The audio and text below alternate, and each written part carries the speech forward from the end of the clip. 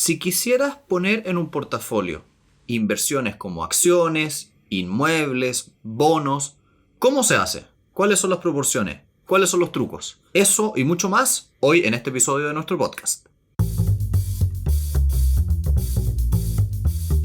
Hola a todos, bienvenidos a Elemental. Mi nombre es Pedro y estoy acá con Santiago. Hola, hola. Y el libro de esta semana es All About Asset Allocation, O Todo sobre asignación de activos, de nuestro amigo Rick Ferri. Rick Ferri es famosillo en el mundo de las inversiones, particularmente de los fondos indexados, porque es uno de los miembros de un grupo que se llaman los Bogleheads. En palabras sencillas, existe un gran fundador que hemos hablado muchas veces en este podcast que se llama Jack Bogle, y uno de los seguidores más conocidos es Rick Ferri. Rick Ferri es una persona que se ha dedicado y ha trabajado toda su vida en el mundo de Wall Street. Ha trabajado en dos firmas que son de las más grandotas en el mundo de la administración de inversiones. Y recientemente ha decidido retirarse de lo que hace y preocuparse de escribir libros, asesorar a personas, etc. Dentro de ese mundo, por lo tanto, él ha escrito varios libros que son relativamente técnicos, relacionados con cómo armar un portafolio, cómo elegir fondos indexados, cuáles fondos indexados existen, etc. Entonces, la conversación de hoy día va a girar en torno a uno de sus libros, que es esto sobre asignación de activos, y poco como la idea macro, la idea fundamental de esta cuestión es cómo armar un portafolio si tengo hartas alternativas de inversión. Claro, porque finalmente cuando uno, en palabras sencillas, cuando uno invierte, se habla de que está construyendo un portafolio de inversiones. Finalmente sería como, ok, si yo compro 5 acciones de Coca-Cola, Pepsi, Walmart, cualquier otro, Amazon, ya, yo tengo un portafolio con esas 4 acciones. Acá la idea es decir, ok, ¿cuántas de todo lo que hay en tu portafolio va a ser acciones? ¿Cuánto de todo lo que hay en tu portafolio va a ser bonos? ¿Cuánto van a ser inmuebles? ¿Cuánto van a ser inversiones en startups? Cosas por el estilo. O incluso cuánto van a ser empresas personales. La idea finalmente es crear lo que se llama un portafolio de inversiones que sea suficientemente sólido y estable en el largo plazo, cosa de que tus inversiones vayan creciendo de una forma saludable.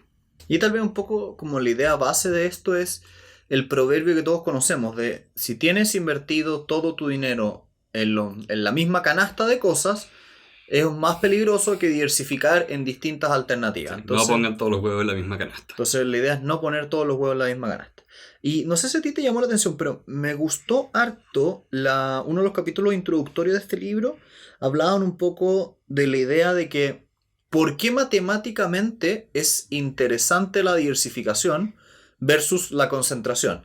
Y me gustó como la explicación matemática de que cuando tú tienes más varianza, tienes números que suben y bajan más bruscamente, el interés compuesto que se genera efectivamente se ve afectado por esa varianza. Claro. Okay. Esta es la palabra y encuentro que él lo explica tan bien y con un tan buen ejemplo. Y cuando dice, a ver, si en un escenario tú durante 2 años seguidos tu inversión crece un 5%, en promedio tu inversión crece un 5%. El interés compuesto de crecimiento es de un 5%. Ahora, si es que en el caso B, primer año crece un 10% y el segundo 0%, de nuevo, en promedio, tu inversión crece un 5%, pero el compuesto 4,9%. Y en el caso más extremo, si crece un 20% un año y baja un 10% el otro, en promedio, de nuevo 5%, pero el compuesto 3,9%. Porque van cambiando finalmente los montos base con los cuales tú calculas el crecimiento real. Eso lo encontré interesante. Tal vez los ejemplos numéricos... Voy a poner la imagen porque... Tal vez los ejemplos numéricos los invitamos a... Pedro siempre pone en las notas del podcast pantallazos de las cosas. Entonces, si nos están escuchando y escuchan los números y no suena muy intuitivo, los invitamos a apretar en el reproductor de podcast que tienen y pueden ver las notas. Sí. Aunque siempre me da mucho crédito, de repente no me da el tiempo. Perfecto. El punto es que yo nunca había visto, y por eso me gustó esta parte del libro, como la explicación matemática de por qué era positivo tener poca como volatilidad en tu portafolio. Porque normalmente la volatilidad en los portafolios es algo que muchos pensadores tipo Warren Buffett, Charlie Munger, le quitan importancia. Ellos dicen, mira, me da lo mismo la volatilidad, me importa el retorno, el elemento fundamental, lo que está debajo de tu inversión, y no me importa que suba o baje muy bruscamente. Pero desde un punto de vista matemático, sí hace sentido el hecho de que el interés compuesto en el tiempo efectivamente funciona mejor en la medida de que tú tienes una base que se mantiene más estable. Entonces, yo te diría que eso lo encontré bien interesante porque es un poco contrastar los argumentos de las teorías modernas de portafolio versus esta, que es la escuela como de inversiones fundamentales, que chocan un poco en este punto. Claro. Yo recuerdo mucho cuando veía finanzas en la universidad, lo que siempre hablaba con el tema de volatilidad era la relación entre riesgo y retorno. De a mayor riesgo tiene que haber mayor retorno. Entonces nunca, a pesar de que yo vi finanzas en la universidad, nunca vi esto que suena tan simple, que realmente está explicado con peras y manzanas a la hora de calcular el retorno de una inversión por interés compuesto. Ahora, yo también creo que hay ciertos elementos. Esto me hace sentido en la medida de que tú estés efectivamente todos los años poniéndole un inicio y un final y calculando sobre ese monto. Y esto se da sobre todo cuando tú tienes inversiones que se liquidan o se venden o se compran y se venden en el periodo. No sé si me hace tanto sentido si es que tú, en vez de pensar estas inversiones en abstracto como números que suben y bajen, lo piensas como en activos concretos. Por ejemplo, me da un poco lo mismo la volatilidad del valor de una granja que me compré en la medida que la granja me esté generando frutos. Sí. Como que me da lo mismo que subo o baja porque el valor de esa granja no se calcula sobre la base del valor de la granja hace un año. En cambio, cuando tú estás pensando en fondos, o sea, en acciones, por ejemplo, que tú las compras y las vendes, o en fondos donde tú los compras y los vendes, ahí sí hace sentido el cálculo. Exacto. Entonces, creo que también eso es importante decirlo. A nivel de selección de portafolio a nivel individual, hay que ser súper cuidadoso en ver a qué le aplicas esto y un poco ponerse en el contexto del autor. El autor te está hablando desde el punto de vista de una persona que maneja un portafolio de manera profesional, con personas que entran y salen constantemente, con personas que sacan plata y ponen plata. Entonces también hay que ponerle un poco esa conversación sobre la mesa. No hay que tomarlo como que esta es palabra de Dios que viene del cielo y nos habla de la verdad. Pero lo entretenido es que tiene una matemática y esta explicación matemática yo nunca la había visto. De hecho, yo te diría que es de las cosas que me lleva un poco del libro, como la idea de hay un riesgo, que es el riesgo del portafolio mismo y su variabilidad. Y es algo que tú puedes minimizar a través de la diversificación. Claro. Y por eso también acá el autor, como decíamos, habla mucho en otras partes de las enseñanzas de Jack Bogle y de toda la idea de los fondos indexados, porque es la forma en que más reduces la volatilidad en inversión de acciones. Pero acá también hay que entender que las acciones es un tipo de inversión que va a estar en tu portafolio. El tema es cómo defines riesgo al final del día. Y eso lo encontré bien entretenido porque el libro hacía una distinción que yo he visto en otros lados, pero también me gustó que definía el riesgo como, a ver, ¿quién está definiendo el riesgo? ¿Lo está definiendo un inversionista profesional, un administrador de un fondo o un individuo? Y me gustó la distinción porque cuando tú escuchas riesgo, lo escuchas de la voz o de la boca de una persona que se dedica a la gestión de plata. Normalmente esa persona está pensando en su pega y su pega es tener un rendimiento atractivo, obtener números que sean bonitos para que les paguen más comisiones. Esa es su pega. Claro, Pero para ti como individuo es distinto. Porque para ti te da lo mismo que suba o baja. El riesgo es no tener plata o perder plata. Ese es el riesgo. Claro. Por eso cuando la gente ya más adulta, los adultos mayores, tienden a tener o se les entiende a recomendar portafolios más conservadores. Porque lo importante es disminuir el riesgo, ya que es gente que no tiene 20 años para que se recupere la bolsa. Necesita estar constantemente sacando dinero. Entonces necesita que este monto sea lo más estable posible, pero que igual crezca lo suficiente para ganarle la inflación. Que es como un poco el objetivo incluso de, entre comillas, como el peor portafolio que puede haber, quieres que por lo menos le gane la inflación. Porque si no le gana la inflación, ¿para qué estás invirtiendo? Ten la plata bajo un colchón. Exacto. Costo oportunidad. Déjalo ahí. Exacto. Y ahí también el libro toca hartos temas. Yo siento que el tema primero que me llamó harto la atención fue la explicación matemática del riesgo de la volatilidad como un riesgo en sí mismo y la importancia de la diversificación.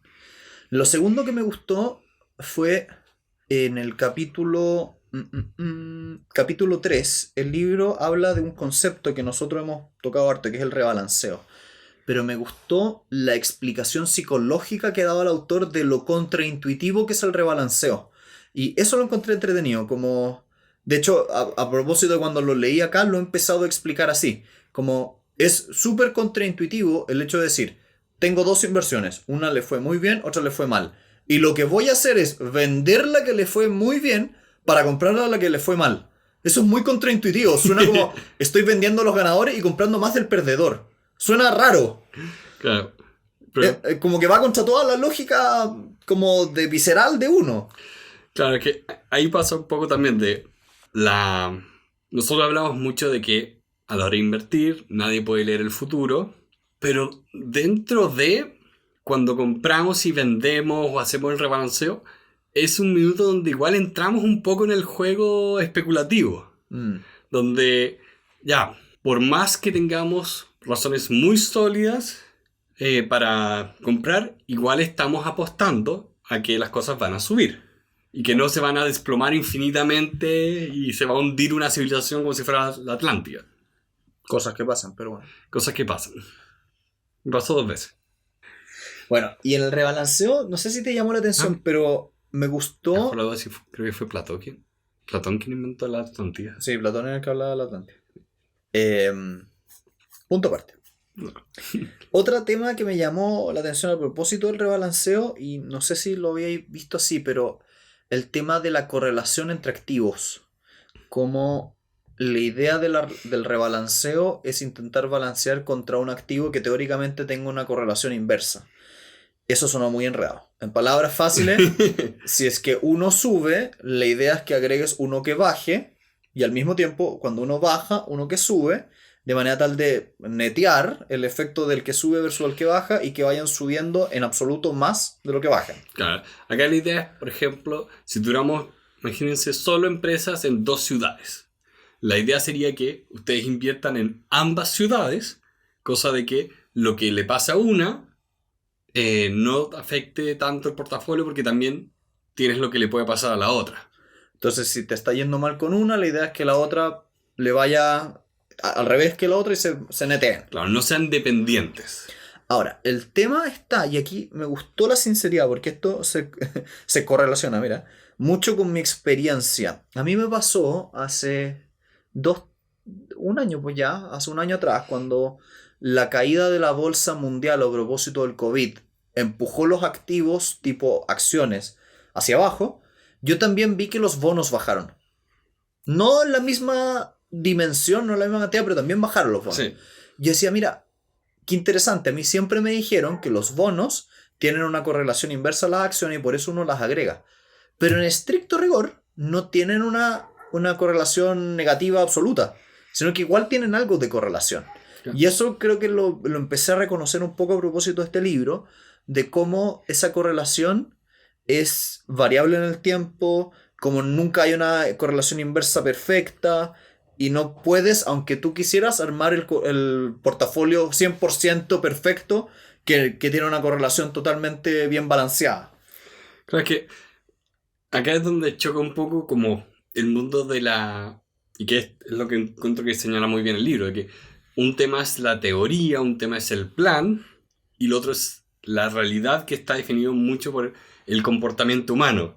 Que por más que, como dice como, no, los libros me dicen que hay una correlación inversa entre acciones y bonos.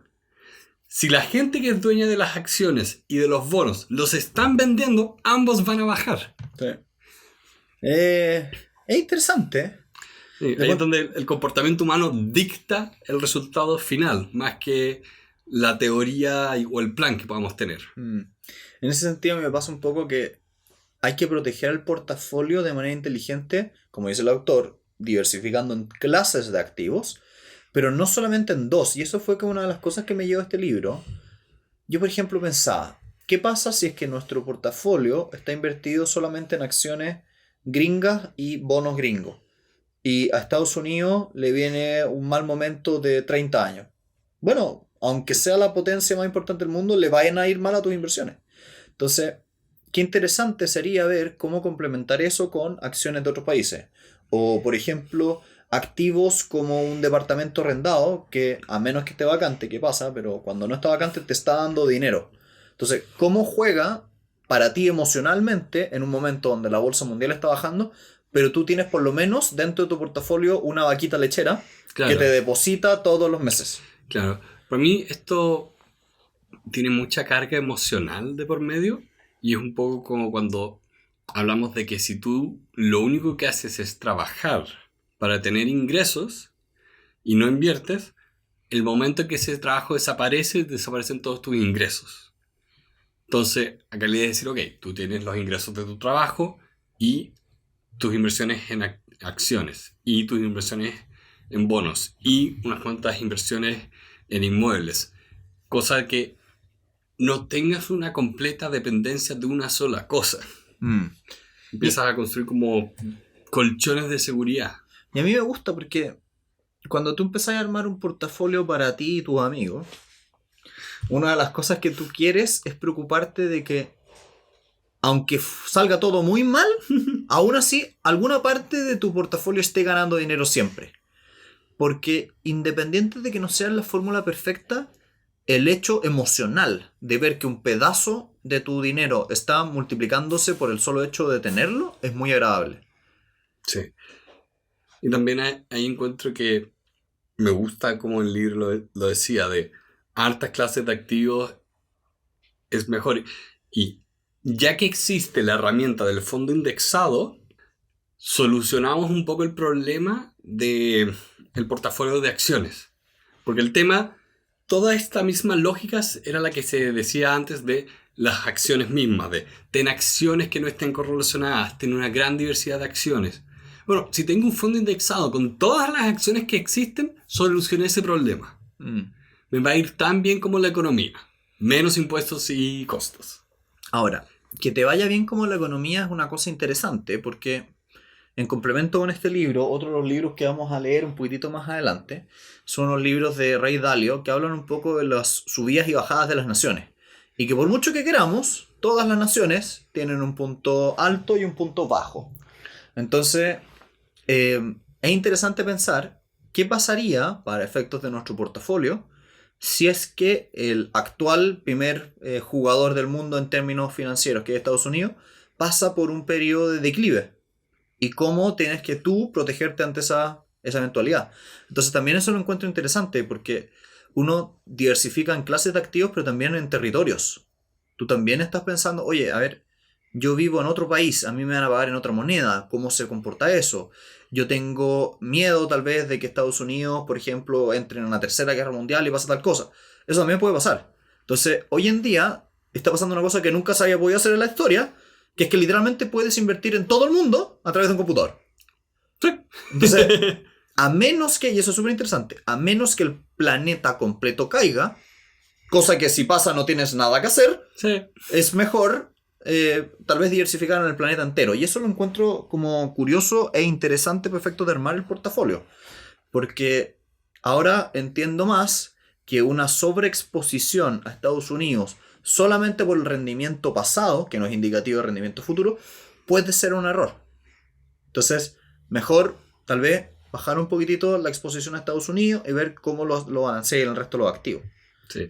Que eso es lo fascinante un poco de leer siempre de estas cosas, de que nuestras opiniones van cambiando y nuestras estrategias van cambiando.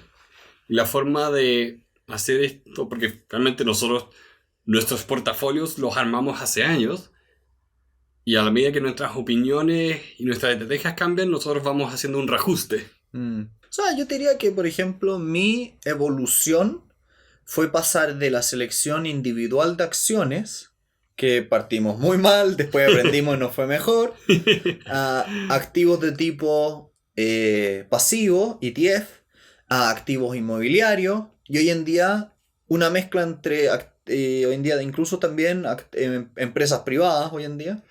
Entonces, cómo ha ido variando a medida que he ido aprendiendo de una serie de activos. Y también eso es una cosa que decía Jack Bogle en el libro que leímos la semana pasada, de que todos los autores de finanzas personales son esclavos del momento donde escribieron. Entonces, si tú tienes a un genio como Benjamin Graham, que escribía en los años 40 y años 50, de hecho creo que la primera edición es creo que hasta de los años 30, las estrategias que funcionaron muy bien y que eran ganadores en su época puede que hoy en día ya no funcionen. Claro. Y lo mismo se aplica a Jack Bogle. Puede ser que lo que él estaba escribiendo en los años 70, 80, 90, 2000, puede que en el futuro relativamente cercano ya no funcionen igualmente. Bueno, ¿cómo se llama eso? El error del fin de la historia. Sí, sí, entiendo lo que va ahí. Buscan en Google fin de la historia y bueno, les va a salir un libro que fue muy popular en los años 90, pero también es un concepto de la noción o el error que cometemos las personas donde reconocemos que hemos cambiado antes, pero no reconocemos que vamos a cambiar en el futuro. Pensamos que hemos llegado como a un estado de... como si estuviéramos subiendo un cerro y llegamos a la cumbre. No hay más cerro hacia adelante. Y no, va a haber más. Y vuelvo a lo que hablamos hace un par de semanas con nuestros libros que quiero leer de Michael Lewis. De la misma industria de inversiones cambió mucho en los años 80 y no hay razón por la cual no vaya a cambiar así de dramáticamente en los próximos años. Yo diría que hoy, al 2 de abril del año 2022, veo ciertas tendencias en el mercado hacia ciertos tipos de activos que hace 5 años atrás no existían. Primero, una explosión gigantesca del venture capital, del capital de riesgo, en empresas privadas, chicas, con el juego de las series de acciones y las rondas de financiamiento. Y por el otro lado, el mundo cripto, que todavía a mí me genera ciertas sospechas. Tal vez seré más conservador y puede que haya algo de valor ahí que no estoy todavía viendo. Nada. Pedro es un total negacionista de las cripto, me parece perfecto. El tema es que veo esas dos tendencias que hace 5 años atrás no existían. Literalmente hace 5 años atrás no habían fondos que invirtieran en criptomonedas. Hoy existen, y muchos. Entonces, lo que encuentro entretenido es, ok, si nosotros, Pedro y yo, que somos súper jóvenes, nos quedan 40, 50 años para invertir, es muy probable que la biblioteca que tengo detrás mío, lleno de libros de inversiones, quede obsoleta en un 60, 70, 80%. Y hay que saber identificar con humildad intelectual que, y lo escuché hoy día en un podcast que me encantó la frase, decía una cosa así como, tú, si tienes una opinión, tienes la responsabilidad de que si es que existe una mejor lógica o datos más sólidos, tienes la responsabilidad de cambiar esa opinión. Entonces, encuentro muy valioso ese como tipo de concepto, porque en el tema de las inversiones literalmente estás jugando tus ahorros. Sí. A mí, sobre ese mismo tema, también me encanta en un podcast una vez que hablaba Neil deGrasse Tyson, que hablaba en contra del concepto del experto. Uh-huh. Le decía, el problema de un experto es que tiene que defender su expertise. Y eso te puede poner en una situación donde tienes que defender tu opinión contra los hechos. Yeah. Cuando tú lo que necesitas es tener una mentalidad de explorador, donde siempre vas a estar aprendiendo y buscando nuevos hechos y que tu opinión refleje los últimos hechos. Mucho entretenido porque emocionalmente es muy difícil. Uno no quiere admitir que se equivocó. Pero en el mundo de las inversiones hay una mezcla entre un libro de Stephen King y un libro de Warren Buffett, que ambos dicen la misma frase. Porque Warren Buffett cita a Stephen King y dice, you have to kill your darlings. Tienes que matar a tus favoritos, a tus mejores. Entonces es un libro muy entretenido porque trata de un tema nada que ver, pero en términos de inversiones, es cierto. Yo, por ejemplo, he cometido muchos errores de inversión y hay que decir, ok, se hace la pérdida. Sí. Por ejemplo, un libro que leímos hace años y años fuera del podcast. Todo el tiempo que pasa en el podcast. Sí, pero incluso fuera del podcast, hace 10 años, estábamos en la universidad y me acuerdo que tú llegaste con Padre Rico, Padre Pobre. Sí, yo me acuerdo patente cuando lo leí cuando teníamos 19 años, mira, y lo leí en unas vacaciones de invierno, me acuerdo perfecto por dónde estaba. Y yo me acuerdo que me lo prestaste y a la casa de la playa donde me lo fui a leer. Me acuerdo hasta el día de hoy, ya, pero entonces... Pero es un libro que finalmente nos introdujo un poco a los conceptos básicos de inversión, de ten activos que te den un ingreso extra y haz crecer finalmente tus inversiones. Hoy en día, de hecho ese libro lo vimos en el podcast, todavía tiene ideas sólidas, pero yo diría que el 90% de ese libro no es muy bueno. Incluso creo que lo hemos dicho acá, de Kiyosaki se hizo millonario vendiendo el libro, no invirtiendo en inmuebles. Sí, como él sugiere. Claro. Ahora, yo creo que eso es un buen ejemplo de cómo las distintas ideas tienen sus momentos. Sí. Y yo te diría que las ideas de Kiyosaki no han dejado de estar fuera de circulación, pero para ciertas edades y para ciertas etapas en la vida de las personas hacen mucho sentido. O sea, yo es un libro que recomiendo harto para gente joven, porque tiene muchas cosas que efectivamente son basura, pero tiene muchas otras que hace sentido que te abran las puertas a través de las ideas y la forma en que lo escribe. Porque una cosa le voy a reconocer a Kiyosaki. Kiyosaki escribió un libro que es muy, muy bueno para leerlo. Sí. O sea, la gente se engancha, cuenta la historia, sabe más o menos qué es lo que tiene que decir al transmitirlo, no sé, está muy bien hecho. Sí. Entonces, a mí me gusta harto eso. Pero por el otro lado tiene lo que tú decís, de que son este tipo de expertos en finanzas personales que hacen recomendaciones que ellos no han seguido y que no los han hecho ricos a ellos.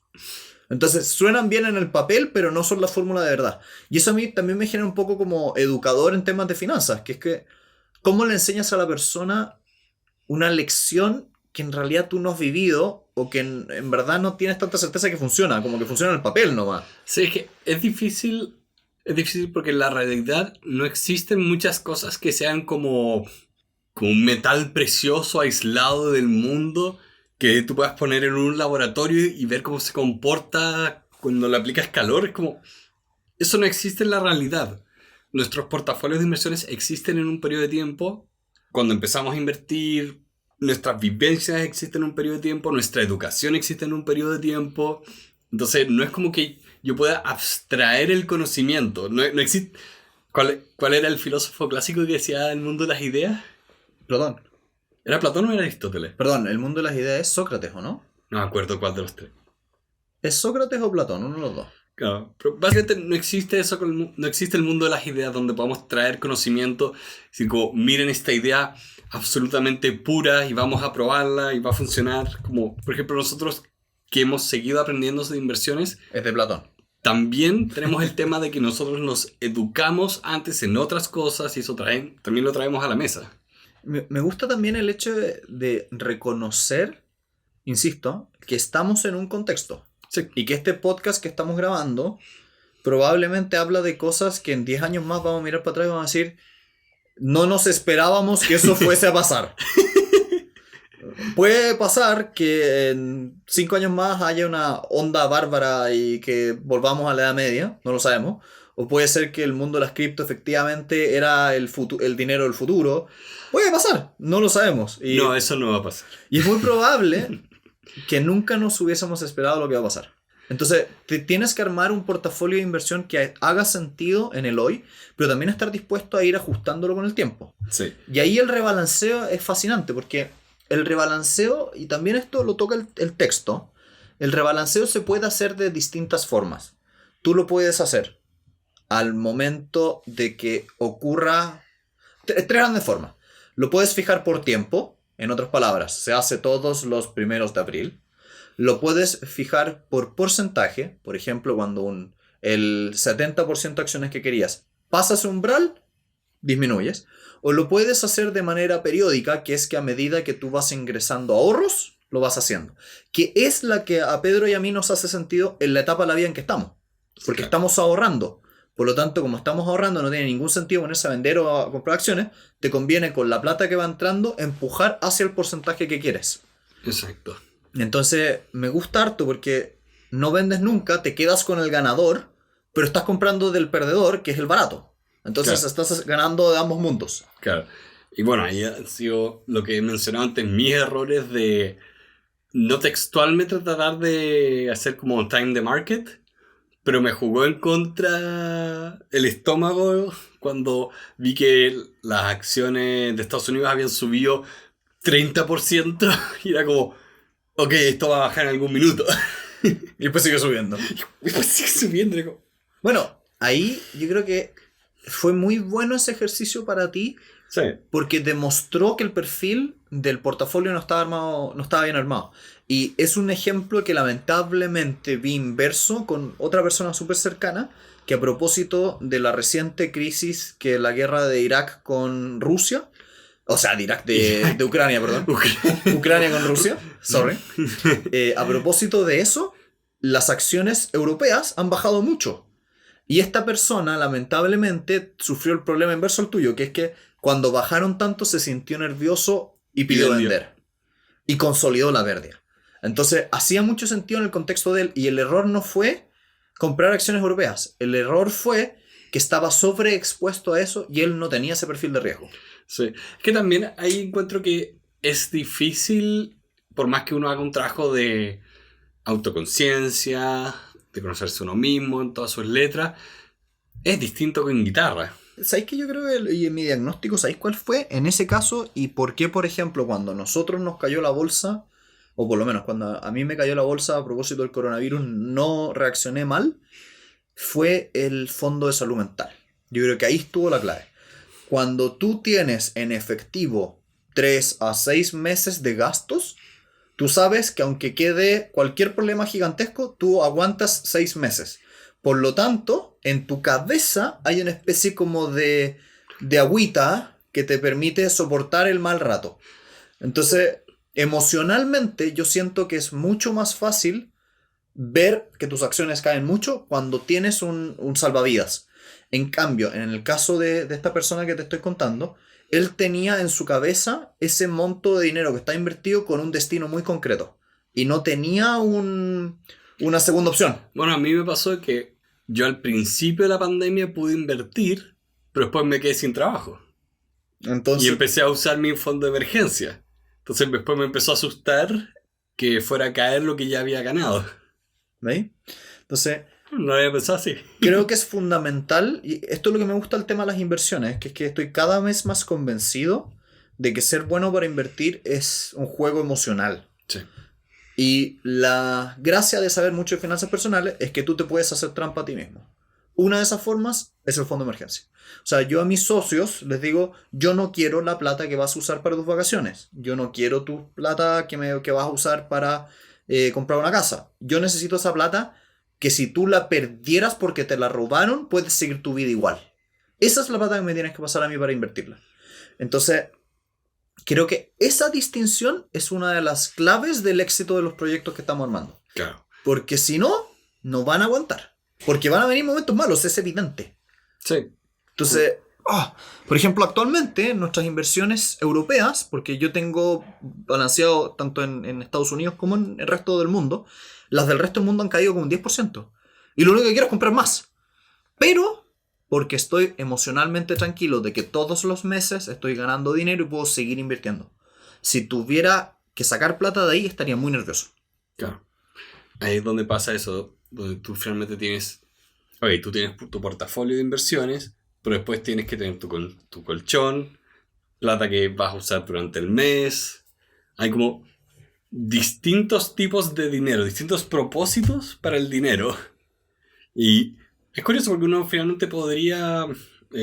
tú podrías como graficarlo un poco en el sentido de, ok, este es todo el dinero que tienes, esto acá se invierte, acá está el asset allocation en activos, bonos, inmuebles, acá está fuera del portafolio el colchón de emergencia, acá está la plata que uso durante el mes, y dentro de la plata que uso durante el mes está mi presupuesto, y ahí clasifico más la plata. O sea, al final del día, insisto, lo que nos muestran este tipo de libros, además de que efectivamente tienes que diversificar, rebalancear y cómo estructurar el portafolio para que no haya correlación interna de activo, que es una cuestión súper técnica, yo me llevo también un poco esos pequeños nuggets de información emocional, porque el libro, por ejemplo, empieza a terminar y a cerrarse con las etapas en las cuales las personas viven y cómo armar un portafolio dependiendo de esas etapas. Y eso en sí mismo te está reconociendo de que un mismo sujeto a lo largo de su vida va a tener que cambiar el portafolio. Entonces, eso creo que son las pequeñas cosas que te muestran que este autor lleva 40 años trabajando en el tema y que ha visto esa transición. Claro. Entonces, nosotros que estamos partiendo, Pedro y yo estamos literalmente, la otra vez lo miraba, como cuando nosotros tenemos 30 años. Personas de 30 versus 80, estás en menos del 50% de tu vida. Entonces, mira, te queda muchísimo por delante. Hay un fenómeno que ahora que lo dices me gusta pensar en que a veces cuando las personas tenemos un plan o una meta, tenemos dificultades para cambiar el rumbo, para cambiar el plan. Es como go get there. Tiene un nombre de esos curiosos, voy a ver si lo encuentro. ¿Ya?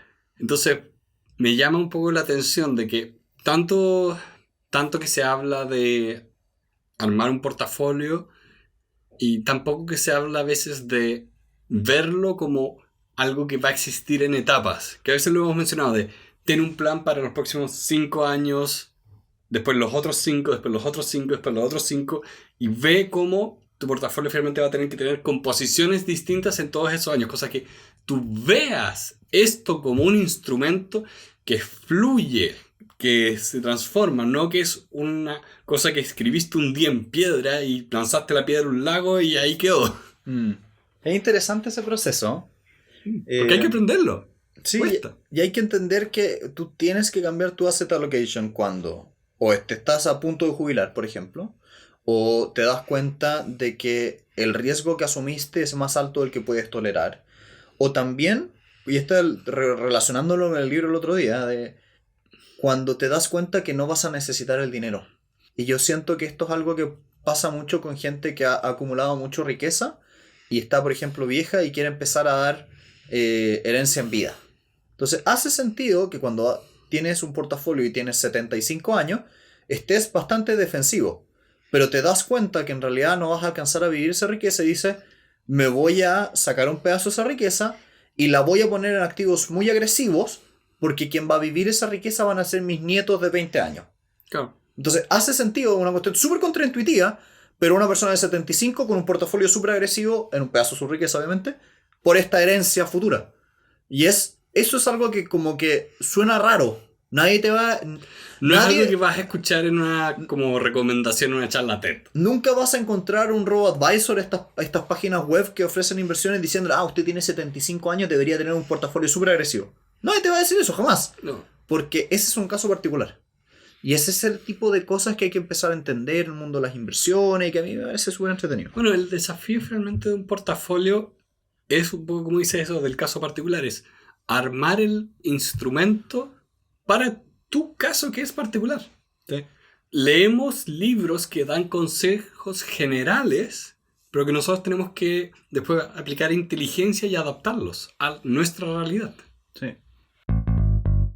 Así que con eso queremos hacer un último comentario. Hemos recibido hartos mensajes recientemente en las redes sociales, particularmente en los comentarios de YouTube. Y también hemos estado recibiendo personas que nos escriben a Instagram. Así que los invitamos a que nos escriban porque queremos escuchar de ustedes.